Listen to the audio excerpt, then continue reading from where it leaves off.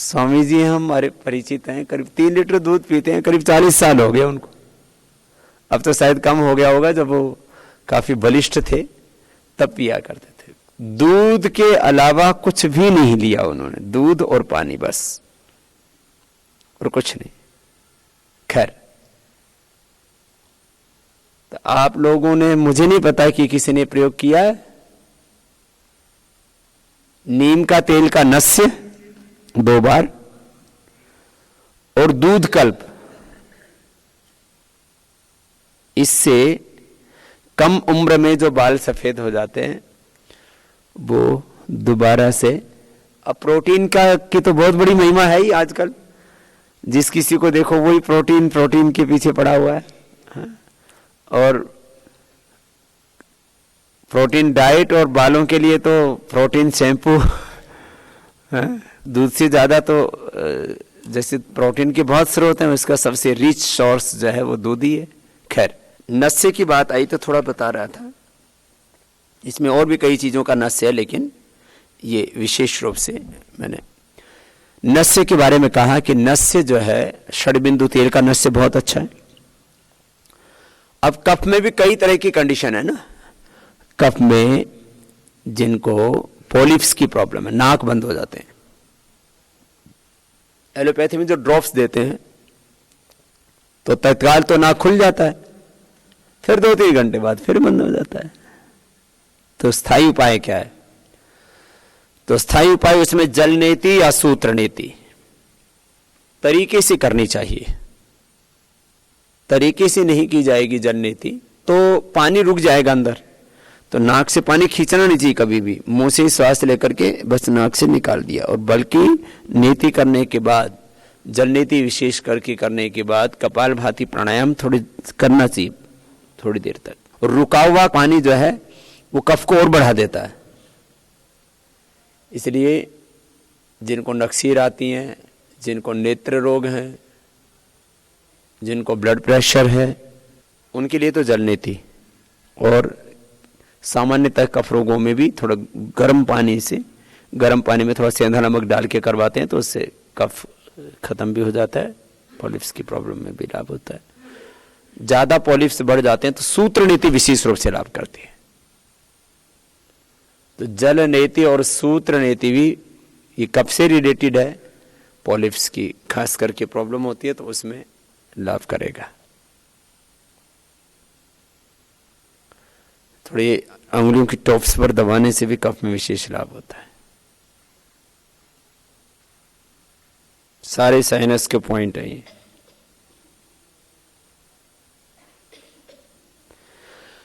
मैंने देखा कपालभाति लगातार करने से जो कुछ भी नहीं कर पाते, जैसे अनुलोम विलोम करते हैं तो नाक बंद हो जाते हैं, भस्त्रिका भी करते हैं तो फिर नाक बंद रहते हैं, बड़ी दिक्कत होती है। तो कपालभाति लगातार करने से नाक तो बहुत तेज गर्म हो जाते हैं, और इससे धीरे धीरे जो है नासिका की जो अंतर झिल्ली है वो तो ठीक होती है, नाक में इतनी तेज गर्मी पैदा हो जाती है, अपने आप ही नेचुरल हीलिंग होने लगती है, ऑपरेशन जैसा हो जाता है, अपने आप ही पॉलिप्स खत्म हो जाते हैं। खैर, एक मैं घरेलू उपचार मैंने उपाय करके देखा कि 100 ग्राम बादाम, 20 ग्राम काली मिर्च, 50 ग्राम खांड पाउडर करके 1 चम्मच दे दिया, तो जो पुराना नजला होता है ना वो तुरंत ठीक हो जाता है। पुराना नजला, 100 ग्राम बादाम, 20 ग्राम काली मिर्च, 50 ग्राम खांड, ये मैंने बहुत बताया लोगों को। और इसका ये बादाम, काली मिर्च और खांड वाला जो ये प्रयोग है, 100 ग्राम बादाम, 20 ग्राम काली मिर्च, 50 ग्राम खांड, इसका जबरदस्त रेस्पॉन्स आया है। अब देखो, अब मैं कफ के कुछ को प्रभाव बता रहा हूं, और ये तो काली मिर्च, बादाम, खांड, ये बहुत जबरदस्त प्रयोग है।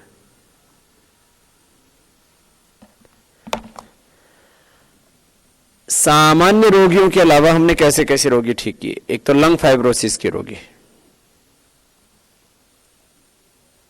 लंग फाइब्रोसिस में फेफड़ों में श्वास को धारण करने की कैपेसिटी कम हो जाती है, और फेफड़े के जो सेल्स हैं वही काम करना बंद कर देते हैं, तो फेफड़े लोथड़े जैसे हो जाते हैं, गठाने गठाने जैसी हो जाती हैं, और ऑक्सीजन को एब्जॉर्ब करने की जो कैपेसिटी है वो बहुत कम रह जाती है। ऐसे रोगियों को जिनको लंग ट्रांसफर करने के लिए बोल दिया था, लंग्स ट्रांसप्लांट करने के लिए बोल दिया था, ऐसे रोगियों को भी हमने अच्छा किया है। लंग फाइब्रोसिस उसको बोलते हैं। बाकी जो स्टीरॉयड पर डिपेंडेंट पेशेंट्स होते हैं, इसका भी अटैक पड़ता है। जितने लोग हार्ट अटैक से मरते हैं उससे ज्यादा लोग रेस्पिरेटरी सिस्टम के अटैक होने से मरते हैं। मतलब छोटी बात नहीं है ये पूरे वर्ल्ड वाइज डेटा बता रहा हूं मैं आपको। जितने रोगी हार्ट अटैक से मरते हैं उससे ज्यादा रोगी रेस्पिरेटरी सिस्टम के फेल होने से मरते हैं। इसलिए मैंने देखा जैसे हार्ट का अटैक होता है ऐसे अस्थमा का भी अटैक होता है, ऐसे अर्थराइटिस का भी अटैक होता है। ये कभी कभी किसी दोष का ऐसा भयंकर प्रकोप होता है कि वो जानलेवा हो जाता है।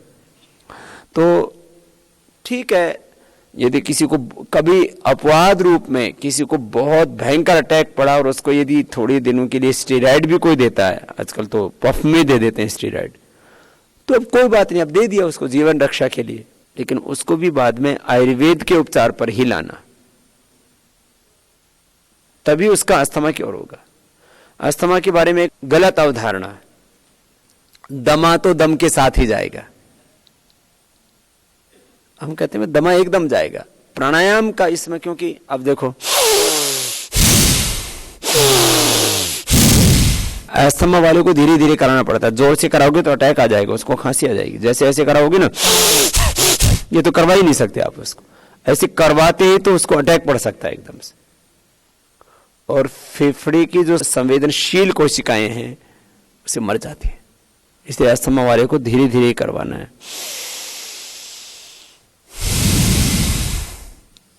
और धीरे,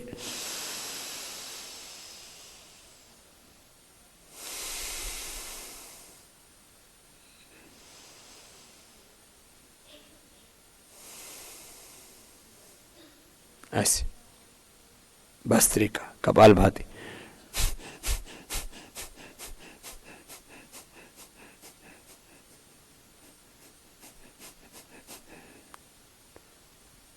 फिर अनुलोम विलोम जबरदस्त लाभ करता है। प्राणायाम बहुत जरूरी है अस्थमा के लिए, नहीं तो पूरा लाभ नहीं मिलेगा। अब कफ का प्रभाव कहां कहां ज्यादा होता है? एक तो फेफड़े पर, दूसरा गले पर, तीसरा आंखों पर भी होता है। पुराने जमाने में आप सुनते थे ना, अक्सर लोग बात करते थे, बोले जी इसका तो आंखों पर नजला उतर आया तो चश्मा लग गया। बोले जी इसका नजला तो बालों में उतर आया, बाल असमय में सफेद हो गए। ये भी होता है। माने कफ का प्रभाव जब सिर पर ज्यादा हो जाए तो बाल सफेद हो जाते हैं, आंखों पर ज्यादा हो जाए तो आंखों में चश्मा आ जाता है, कानों पर ज्यादा हो जाए तो कानों से सुनाई देना कम हो जाता है। कफ का प्रभाव फेफड़े पर ज्यादा आ जाए तो फेफड़े लोथड़े की तरह हो जाते हैं। बहुत खतरनाक कुप्रभाव होता है ये कफ का कुप्रभाव। कफ और वायु ये सबसे ज्यादा खतरनाक रोग हैं जिनका बहुत ज्यादा प्रकोप रहता है। आजकल पित्त का भी प्रकोप काफी रहने लग गया, ज्यादातर लोगों को एसिडिटी और ये तमाम प्रॉब्लम होने लग गई है। खैर, तो ये जो है थोड़ा आपको कफ के उपचार के बारे में बताया। और जो इसमें मैं नशे के तौर पर भी कह रहा था कि आप सरसों का तेल या तेल का तेल, बादाम का तेल, ऐसे को जो भी आप प्रयोग करना चाहें उसको कर सकते हैं। तो ये तो बताया मैंने आपको एक कफ के बारे में। इसके बारे में किसी का कोई क्वेश्चन है? हाँ,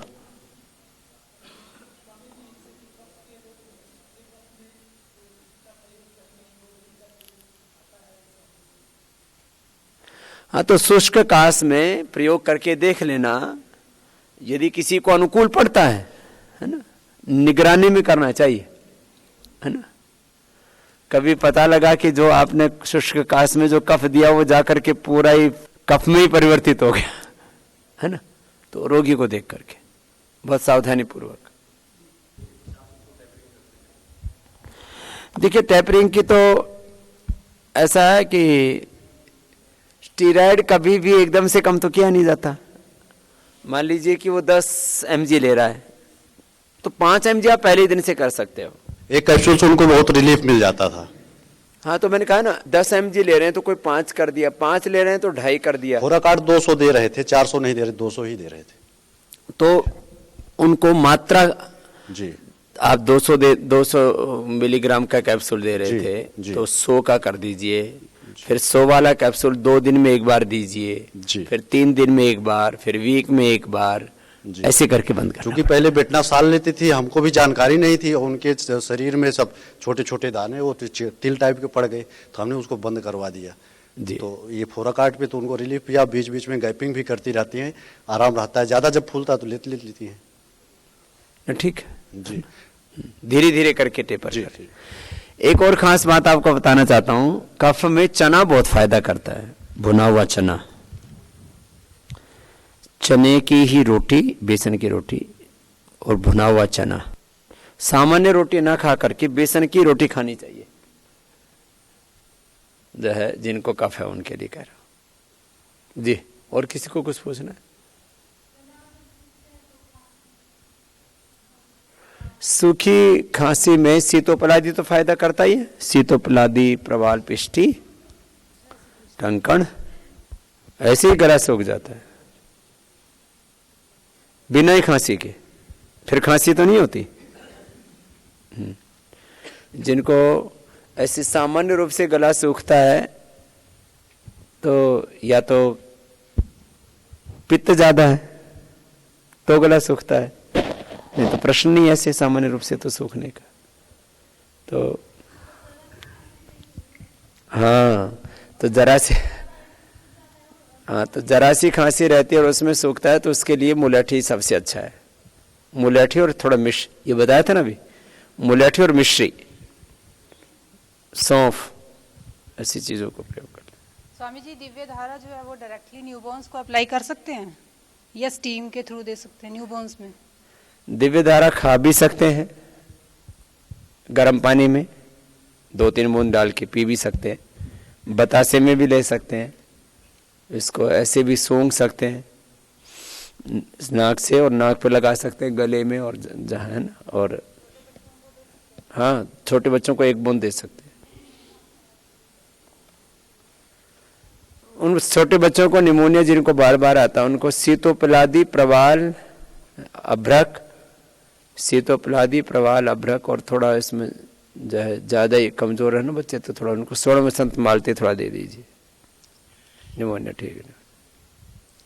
स्वामी जी, वैसे बहुत अच्छी होती है श्रृंग भस्म, लेकिन श्रृंग भस्म क्योंकि आजकल प्रतिबंधित हो गई है इसलिए हम उसको नहीं बनाते हैं, लेकिन श्रृंग भस्म का ऐसे बच्चों को, बहुत नाजुक परिस्थिति वालों को ऐसे, और जिनको हार्ट पेन होता है, किसी भी तरह की खांसी में, हार्ट पेन में बहुत जबरदस्त लाभ होता है, लेकिन वह भी प्रतिबंधित द्रव्य में। हाँ जी स्वामी जी, ये बच्चों में बड़ी खांसी या कुकर खांसी है, उसके जो बार बार वेग आते हैं उनको रोकने के लिए अपन क्या कर सकते हैं? नहीं, इससे सामान्य रूप से तो बताया कि यही क्वाथों में से कुछ क्वाथ ले लें जी, और इधर से स्वासारी, त्रिकुटा, प्रवाल, अभ्रक, ये सबसे अच्छा उपाय है ना, उसी से ठीक हो जाता है। जी जी, जो कि वो चलने फिरने पे भी सांस फूलती है, लेटे रहते हैं तो भी सांस फूलती है, तो उनको राहत नहीं मिले, न बैठ पाते हैं, न लेट पाते हैं, न चल पाते हैं। तो जनरली जैसे डायग्नोसिस करते हैं कि चल फिर रहा है, तो हार्ट के पेशेंट मानते हैं कि हाँ चलने फिरने पर सांस फूल रही है, लेकिन कहता है हम लेटे रहते भैया तब भी सांस फूलती है। तो उसमें आयुर्वेदिक चिकित्सा जो है हम किस तरह से दें, क्या क्या दें? नहीं, चिकित्सा तो यही देनी पड़ेगी है, हार्ट भी इन्वॉल्व है साथ में जी।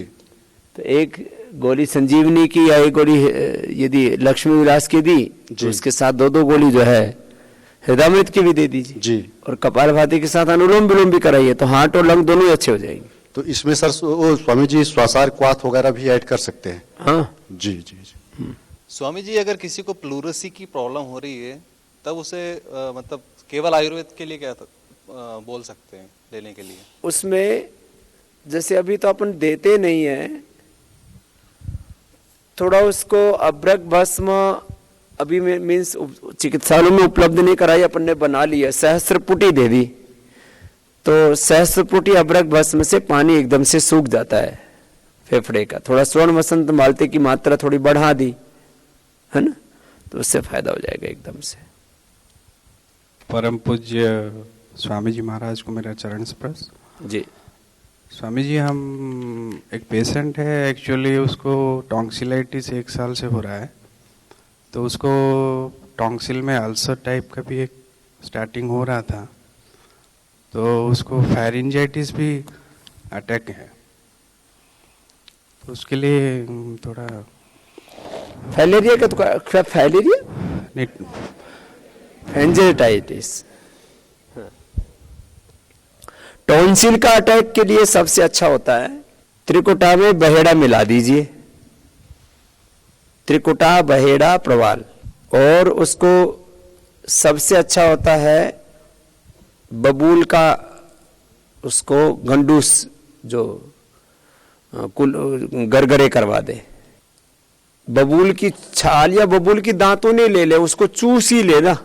मैंने तो ये प्रयोग करवाया, बबूल की दांतों को ही ले करवा दी और उसका छिलका लेके चूस लिया, तो और त्रिकुटा और ये बहेड़ा इसको शहद में बराबर मात्रा में दे दिया और शहद में चटवा दिया, तो टॉन्सिल एकदम ठीक हो जाता है।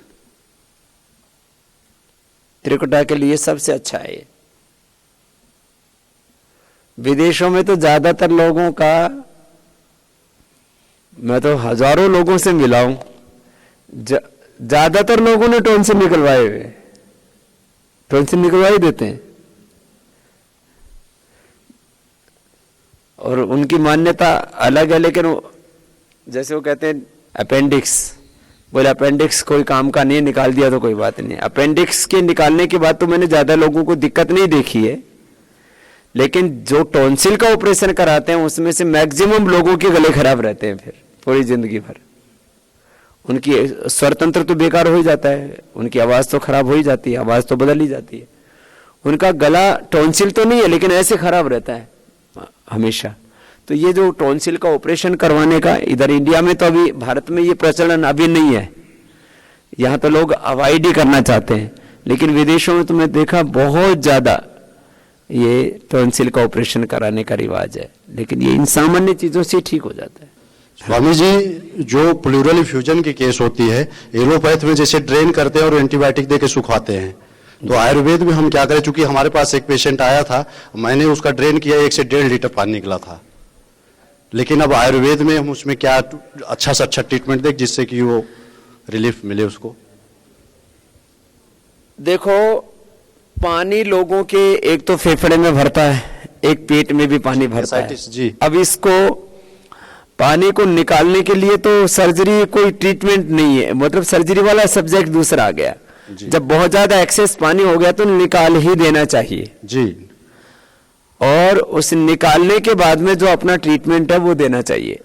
पेट के लिए अलग तरह का ट्रीटमेंट होगा, फेफड़े के लिए अलग तरह का, उसमें अतिरिक्त रूप से अबरक भस्म का और स्वर्ण वसंत मालती का थोड़ा अतिरिक्त रूप में प्रयोग करवाएंगे तो अधिक लाभ हो जाएगा उसका। स्वामी जी, हमारे चिकित्सालय में कई गरीब परिवार से भी लोग आते हैं और बच्चे आते हैं सर, तो सर अगर ऐसे बच्चे आए जो कि वैक्सीनेटेड नहीं है, या कुछ ऐसे बच्चे हैं जो वैक्सीनेटेड जिनको अभी नहीं कराया, तो सर उसमें क्या हम कफ विकारों में कोई विशेष उनको औषधि देंगे सर? आजकल छोटे बच्चों में करीब 50% बच्चों को ये कफ, एलर्जी और ये सब प्रॉब्लम हो रही है, और बच्चों को जब डॉक्टर के पास लेके जाते हैं तो डॉक्टर बोल देते हैं ये तो उम्र के साथ ठीक होगा, कि जब ये बच्चा 15-20 साल का हो जाएगा तो ठीक हो जाएगा। जब तक उसकी उम्र 15-20 साल की होती है तो कहते हैं इसको तो अब दमा हो गया, बोले अब तो मरने पे ठीक होगा। मैंने तो उम्र के साथ किसी भी बच्चे का अपने आप अस्थमा, कफ, एलर्जी का प्रॉब्लम ठीक होता देखा नहीं। तो जिन भी बच्चों को ये प्रॉब्लम है, एक तो उनको प्राणायाम कराना शुरू करवा दे तुरंत, और उनको अपना स्वासारी रस, उसमें सारी औषधियां हैं, अकेला स्वासारी बहुत ज्यादा मतलब उसको एक एक्यूट है कफ, तो थोड़ा उसमें स्वासारी में थोड़ा पैसा भी है उसके पास, तो थोड़ा स्वर्ण वसंत मालती दे दिया, नहीं तो अकेला स्वासारी पीने में स्वासारी प्रवाही या स्वासारी क्वाथ, ये प्रयोग उसको लगातार कराना चाहिए। और छोटे बच्चे को आधी गोली और बड़े को एक गोली गिलोय की खिला देनी चाहिए। ऐसा करने से करीब 1 साल के अंदर ही बच्चे का ये कितना ही क्रोनिक कफ हो वो पूरा ठीक हो जाता है। स्वामी जी, जो लोग अल्कोहल एडिक्टेड होते हैं, उनके अल्कोहल छोड़ने के बाद उनके पास जो अल्कोहल विड्रॉल सिंड्रोम जो डेवलप करता है, कुछ लोगों में साइकोसिस डेवलप करता है, या फिर हाथ पैर जो कांपने लगते हैं, उस स्टेज में क्या कर सकते हैं हम? देखिए, ये जो अल्कोहल वाला जो मामला है ये बड़ा खतरनाक होता है, उनके हाथ पैर कांपना, और फिर इसके लिए उसको यदि दवाइयों से ठीक होना है तो दवाइयां इसमें थोड़ी मदद करेंगी। इसमें अनुलोम विलोम कपालभाति प्राणायाम ज्यादा मदद करेगा।